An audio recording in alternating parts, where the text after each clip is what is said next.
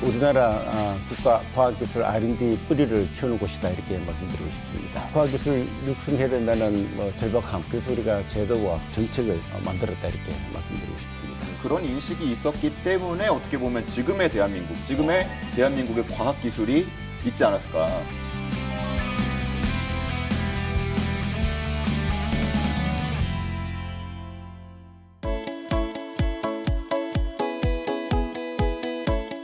안녕하세요. 이 시대의 리더들과 함께하는 시간 클래스온입니다.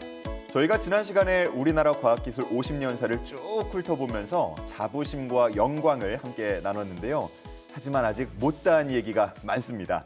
과학의 날이 있는 과학의 달을 맞아서 특별히 준비한 시간, 오늘도 국가과학기술연구회 김영식 이사장과 함께하겠습니다.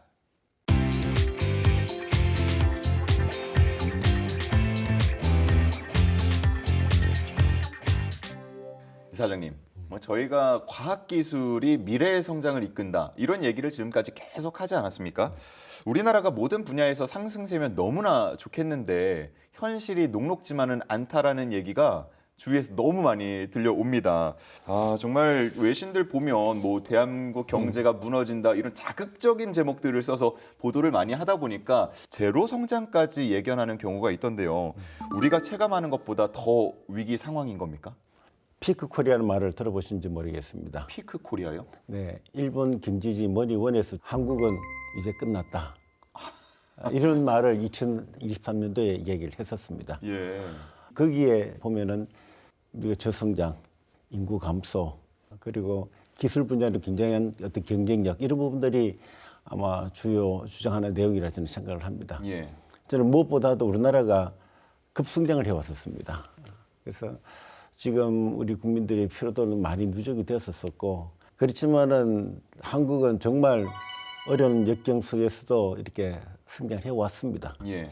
동기부여가 주어진다면 정말 충분히 이와 같은 어려움을 극복할 수 있다라는 생각이 들고요.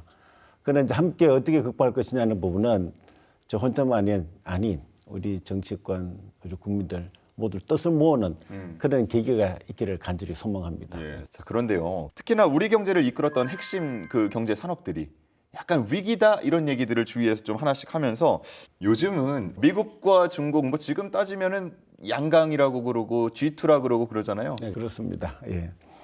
지금 아시다시피 지금 보면은 기술 패권 말 들어보셨죠? 예, 예. 중국과 미국이 지금 기술 패권 전쟁이 있고 저희들은 이제 고려 사업에 쇠부동 터진다라는 말도 있습니다. 트럼프 정부가 이번에 이제 새로 출범하면서 무역 전쟁을 지금 예고하고 있습니다. 예. 그래서 저희들 봤을 때는 수출로서 이 경영을 하는 대한민국으로 봤을 때는 큰 부담이 되는 건 사실입니다. 뿐만 아니라 중국을 살펴보면은 중국은 최근에 엄청난 그 과학기술의 투자를 2006년도부터 20년까지 투자를 했었고요. 예. 지금 2020년부터 또 5개년, 10년, 15년을 준비하고 있습니다. 그러니까 거기 보면은 투자뿐만 아니라 기술 개발 속도가 생각보다 굉장히 빠르다라는 말씀을 드리고 싶고, 최근에 나온 딥시크 아시죠? 그러니까요. 올해 딥시크 쇼크가 있었어요. 맞습니다. 딥시크를 보면은 그냥 하루아침에 나온 건 저는 아니라고 봅니다. 중국이 AI에 관련돼 가지고 엄청난 투자를 했었고, 그와 같은 과학 기술인들이 저변에 깔리가 있었다. 그래서 그 중에 하나입니다. 예. 그래서 저는 그만큼 주변 상황이 빠르게 치고 올라오고 있고, 그렇지만 대한민국이 못하는 건 아닌데 예. 주변이 워낙 잘하다 보니 못해보이는 부분도 있습니다. 예. 지금 우리나라가 R&D 투자 비율을 살펴보면은 우리가 1,196억입니다. 21년도 기준으로 봤을 때. 중국 같은 경우는 6,670억 불 정도가 되고요. 예. 미국 같은 경우는 약 8,060억 불 정도 됩니다. 6배, 8배 이러네요. 그렇습니다. 그렇지만은 대한민국을 보면은 앞서가고 있는 것 중에 하나가 예. NVIDIA, 우리가 GPU라고 알고 있을 겁니다. 예, 거기에 그렇죠. 탑재되는 HBM 반도체는 거의 90%가 대한민국이 선점하고 있다 이렇게 말씀드립니다. 예. 그와 같은 HBM도 하루아침에 나오는 게 아닙니다. 한 10년 정도 투자를 통해 가지고 기술 개발이 된 것이기 때문에 저희들도 나름대로 많은 기술 개발을 가지고 있고, 이것이 이제 시대를 선도하긴 나를만 좀 기다리게 될 이렇게 말씀드리고 싶습니다. 예. 그러니까 제2의 엔비디아, 제2의 뭐 딥시크 이런 게 계속 나올 수는 있겠지만 그런 거를 깎아내리기보다는 뭐 인정할 건 인정하고 그렇습니다. 칭찬할 건 하고 우리는 또 우리가 잘하는 거 하고 그렇습니다. 이런 주의이신 거네요. 네, 그렇습니다. 예. 이 출연연도 인공지능 연구에 총력을 기울이고 계시잖아요. 네, 요즘은 AI가 안 붙는 곳이 없더라고요. 그렇습니다. 뭐 우리가 가지고 있는 스마트폰부터 시작해서 집에 있는 가전이며 뭐 다 AI가 붙던데 대한민국, 우리나라 현실이 어떻습니까? 지금 나름대로 많은 연구를 하고 있습니다만은 우리나라가 이제 AI 그 경쟁력을 보면 세계 6위 정도를 이렇게 평가를 받고 있습니다. 6위 정도요. 높죠. 1위 하고 싶은데요. 그렇지만은 1위가 미국입니다. 미국 100을 산정했을 때 예. 우리나라는 안타깝게도 27.2점밖에 못 받습니다. 1등과 6등과의 차이는 엄청나더라. 그러니까 순위는 5계단인데 점수 그렇습니다. 차이는 훨씬 많이 나네요. 그러나 인공지능은 뭐 아시다시피 우리 삶에 굉장히 깊숙하게 침투되어 있습니다. 그렇기 때문에 인공지능이 탄생하기 전과 후의 삶은 확실히 다를 것이다 이렇게 생각이 들고요. 예. 그래서 지금 그게 발맞춰 가지고 우리가 출연열에서도 키스트에서는 AI 로봇 연구소가 있고요.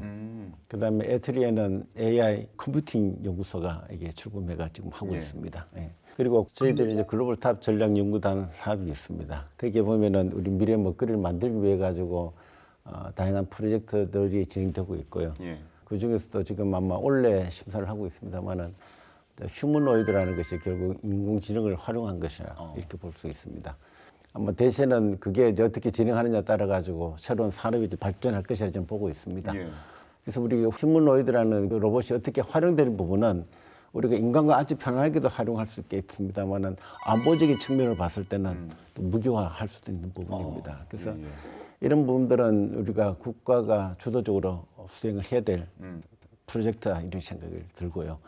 아마 우리 출연연 연구소에서도 제가 기계연구원도 한번 방문했었고 예. 키스트라든지 다양한 연구소를 방문했을 때 그와 같은 관련 연구를 지금 충실히 수행하고 있다 이렇게 말씀드리겠습니다. 그러니까 예전에는 로봇이라 그러면은 공장에서 움직이는 그런 것들을 생각했는데 말씀해 주신 것처럼 요즘엔 AI가 딱 들어가 있는 마치 인간과 같은 그렇습니다. 네, 휴머노이드 로봇이 있더라고요. 휴머노이드라는 결국 어떻게 인간과 비슷하게 하는 역할을 만들 것인가 하는 부분이 있고 그것이 주는 또 영향은 우리 삶에 엄청나게 크게 미칠 거라 저는 생각을 합니다. 예. 이 대목에서는 사실 드는 게 인간은 뭘 해야 될 것인가 하는 그와 같은 반문도 한번 해봅니다. 그런 고민도 함께 하십니까? 그렇죠. 저는 이제 휴머노이드와 같은 로봇이 개발됐었을 때 노동은 주로 이제 휴머노이드 로봇이 대체하게 된다면은 인간은 로봇이 하지 못하는 부분을 아마 우리가 끌고 가야 되지 않겠는가. 저는 그것이 바로 창의성과 또 인간다움 등등 이런 분야가 아닐까 하는 생각도 해봅니다. 예, 뭔가 우리 과학기술을 좀 이끌고 있는 기관의 또 이사장님이시다 보니까 네. 발전을 생각하시지 않을까 싶었는데 그 부작용까지 좀 함께 또 고민을 하시는 모습입니다. 그렇습니다. 예. 이런 고민이 앞으로 나아가는데 힘이 되리라고 믿습니다. 그렇습니다. 고맙습니다. 예.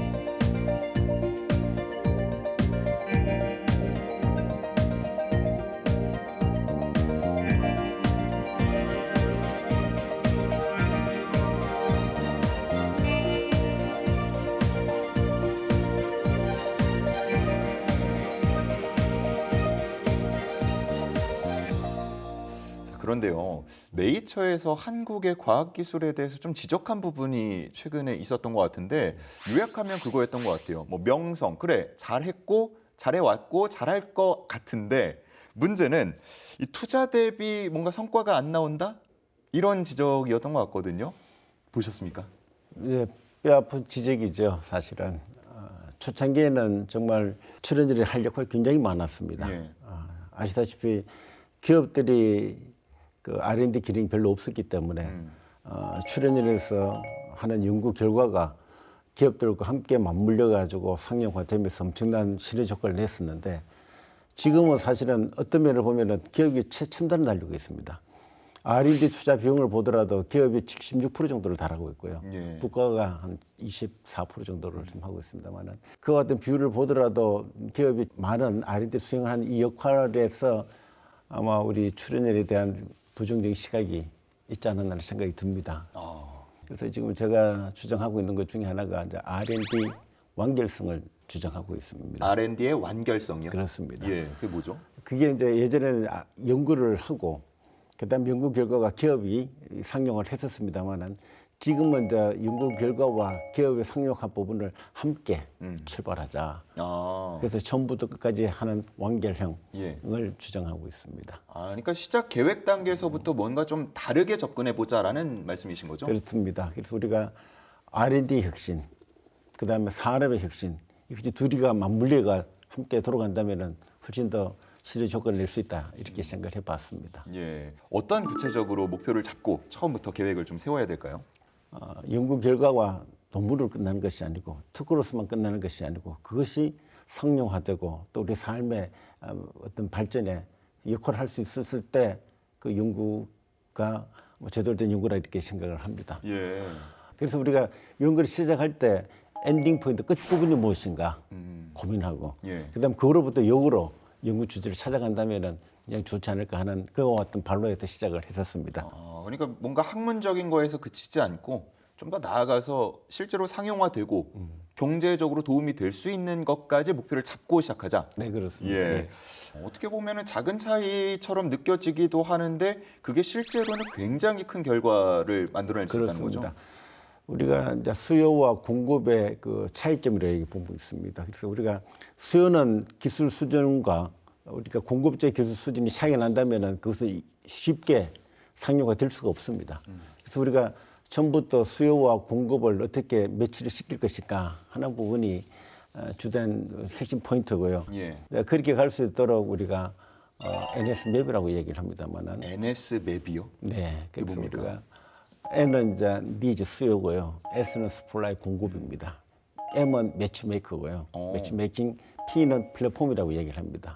그러니까 수요와 공급 맵이다 보니까 지도가 돼버렸네요. 예, 보니까. 그러네요. 그러니까 수요와 공급의 지도 이것을 어떻게 잘 만드느냐 그것이 우리 대한민국 R&D 성과가 달려있다 이렇게 말씀을 드립니다. 예. NS 맵이라고 하니까 이름 굉장히 잘 지으신 것 같다라는 네. 생각이 드는데 그야말로 뭐 기업이나 출연인에게 뭔가 멋진 미래로 나아가는 그런 지도가 되어주지 않을까 하는 생각이 듭니다. 구체적으로 어떤 방식으로 추진할 계획이세요? 중요한 건 우리가 이제 프로젝트를 시작할 때 사업 계획서라는 게 있습니다. 계획서에서 담을 때 우리가 엔딩 포인트가 무엇인가 그 부분이 그 시작 부분과 이 부분을 정확하게 포기하는 방식이죠. 예. 사실 우리 연구원들이 이때까지 연구 개발만 주로 해왔었습니다. 그렇지만 상용화, 사업화 이런 쪽으로 좀 약한 부분이 있습니다. 예. 한 사람이 다 할 수는 없잖아요. 그래서 지금 시작할 때 부족한 부분은 같이 들어오면 된다. 그래서 기업과 또 대학과 출연진이 함께 하면서 우리가 원하는 연구 개발을 하자. 이것이 이제 NS맵의 주요 목표였다. 이렇게 말씀을 드립니다. 예. 그렇게 했을 때 실제 현장에서 반응들은 어때요? 사람들이 새로운 걸 하려고 하면 정말 어렵지 않겠습니까? 예. 그러나 이런 부분들에 대한 욕구는 늘 있어 왔었던 이야기고 그래서 이제 뭐 이 방식에 대해 가지고는 큰 거부감 없이 지금 잘 수행되고 있다 이렇게 말씀드리고 싶습니다. 예, 취지에 다들 좀 공감을 해주고 계시고요. 그렇습니다. 예. 예. 말씀을 해주신 것처럼 뭐 개별 단위에서 진행하는 것들을 좀 한 곳에서 총괄 운영을 하게 된다 그러면 효율성도 조금 더 올라갈 수 있을 것 같고요. 그리고 조금 더 대형 성과를 내지 않을까 기대를 해보게 되는데 올해 1,250억 규모의 예산을 투입하는 융합형 R&D 프로젝트가 있다라는 얘기 들었습니다. 네. 1,200억이요? 그래서 우리가 지금 글로벌 탑 전략 연구단 사업이 있습니다. 그 사업에서는 지금 한 과제가 평균적으로 한 200억 정도가 됩니다. 뭘 하는지 상당히 궁금하네요. 5년간 지원해주는 프로젝트인데, 근데 결국 우리가 글로벌을 경량해가 하기 때문에 국가 전략 기술이라는 게 있습니다. 12대 전략 기술이 있는데 그걸 기반으로 국가 이제 미션이죠, 사실은. 예. 그걸 달성하기 위해 가지고 이 프로젝트가 출발했었습니다. 그래서 원래는 이제 거기에서 우리가 두 가지로 분류할 수 있습니다만은 하나는 국가 전략형과 예. 그다음 미래 도전형이 있습니다. 국가 전략형과 미래 도전형. 네, 그래서 국가 전략형은 평균 한 200억 정도가 되는 사업이고요. 5개 과제를 뽑도록 되어 있습니다. 미래 선도형은 50억 과제로서 5개 과제를 뽑습니다. 그래서 1,250억에 대한 사업이 진행되고 있고 좀 열심히 심사하고 있는 중이다. 그러시군요. 말씀드리겠습니다. 네.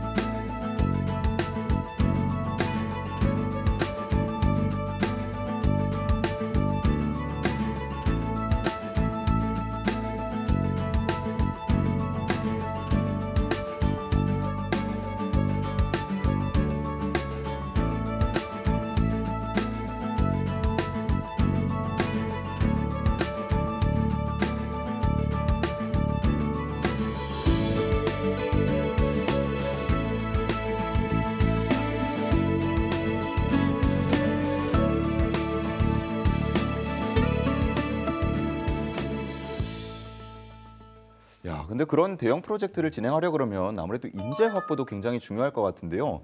우리 이사장님께서 굉장히 오랜 기간 또 학교에도 계시고 창업진흥원도 계시고 하다 보니까 이 인력이나 인재 부분에 대해서는 많은 고심을 하셨을 것 같아요. 지금 상황 어떻게 보십니까? 저는 인재가 미래다 이렇게 생각을 합니다. 인재가 미래다. 네. 예. 우리가 어떤 인재를 끌려낼 것인가 하는 부분은 정말 고민하고 또 고민해야 되는 부분이라고 생각을 합니다. 예. 그런데 지금 나타나는 현상은 녹록하지는 않습니다. 그런가요?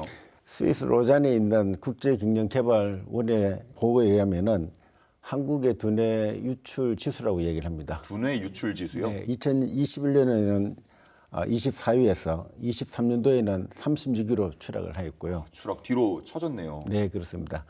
해외 인재 유입 매력도는 2020년도에는 36위에서 23년도에는 43위로 하락하여 OECD 국가 중 최하위 수준에 나타나고 있습니다. 예. 안타깝습니다. 안타깝습니다. 과거부터 이러지는 않았을 것 같은데 과거의 상황은 어땠나 상당히 궁금하거든요. 네. 근데 1960년대에 그 키스를 설립할 당시에 박정희 대통령은 키스 방문을 3년 동안 매달 한 번꼴로 한 달에 한 번이요? 그렇습니다. 와. 엄청난 관심을 가졌다는 겁니다. 와. 그래서 대통령이 이런 만큼 관심을 가지니 국민뿐만 아니라 모든 과학자들도 모였고 예. 또 과학자에 대한 또 자부심도 충만했다. 그렇기 때문에 지금 현재 대한민국을 이렇게 성장하기 운동력이 아닐까 하는 생각이 좀 해봅니다. 예. 좀 마음껏 연구할 수 있는 환경이 돼야 아무래도 우리의 이런 고민거리를 조금 해결해 주지 않을까 싶은데 지금 대한민국 보면 이공계 기피 현상 그리고 탈한국 현상 이런 게 벌어지고 있다 그래요. 이게 결국은 처우와 관계가 있는 겁니까? 그렇죠. 과거에는 조금 전에 말씀드렸듯이 보수 국가의 관심도 모든 부분들이 정말 월등했었고요. 예. 과학기술인이라는 자부심을 가지고 연구에 매진을 했었습니다. 아. 근데 지금을 보면은 우리가 브레이크 포인트로 이야기합니다만은 예. 1998년도죠. IMF 시대를 되돌아봅니다. 아, 그때의 영향이 있나요? 엄청난 영향이 있었다고 저는 보는 게 그때의 그 과학기술인들이 아마 해고가 엄청나게 많이 되었을 거예요. 아. 정년을 65세에서 61세로 축소까지 했었습니다. 줄었어요? 네. 그래서 이게 임금 피크제도 도입을 했었고 예.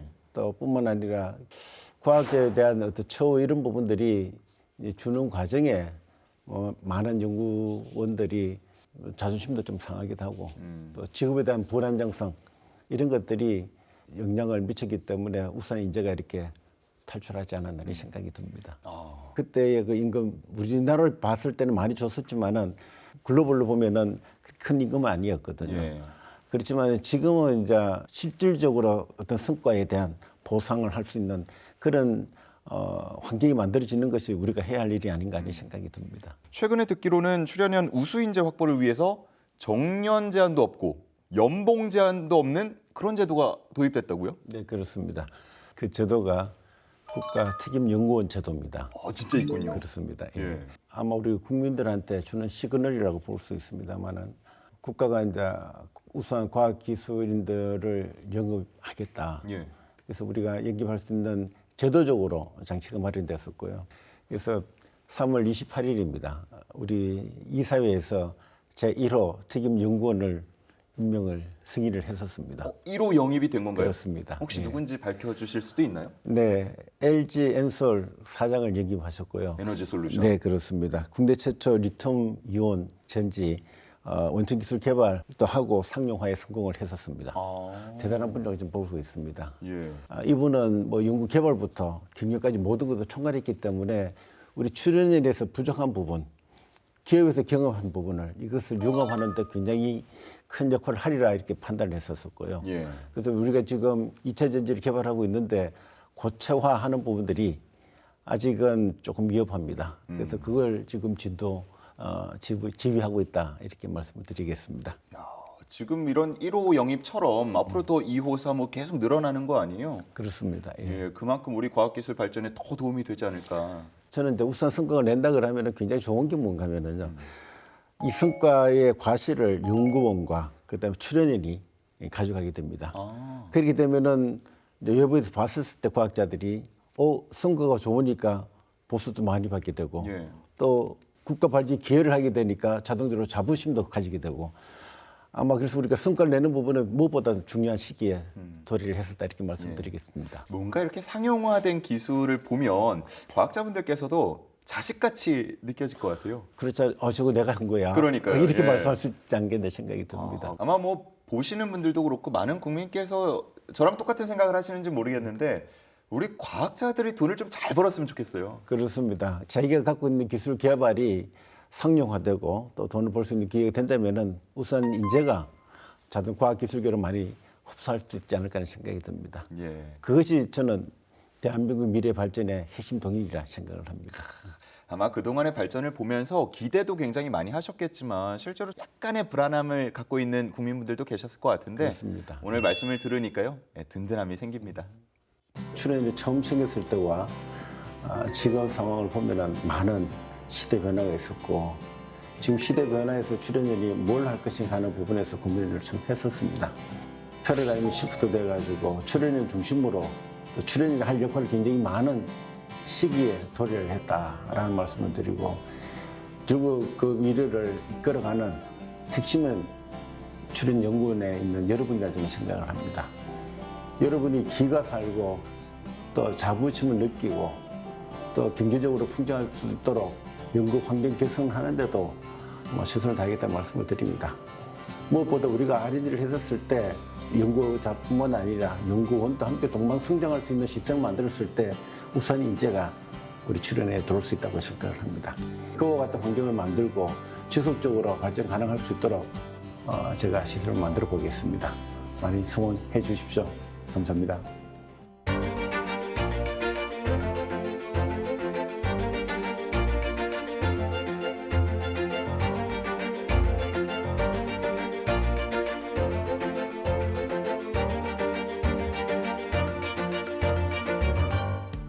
우리는 원래 위기에 또 강한 민족 아니겠습니까? 대한민국이 또 새로운 길을 찾아서 성장할 수 있을 거라고 믿어 의심치 않고요. 그 실현을 위해서 연구원 분들 그리고 이사장님께서 더 많이 노력을 해주시기를 부탁드리겠습니다. 그렇게 하겠습니다. 자, 클래스원 저희는 여기서 인사드리겠습니다. 함께해 주신 여러분 고맙습니다.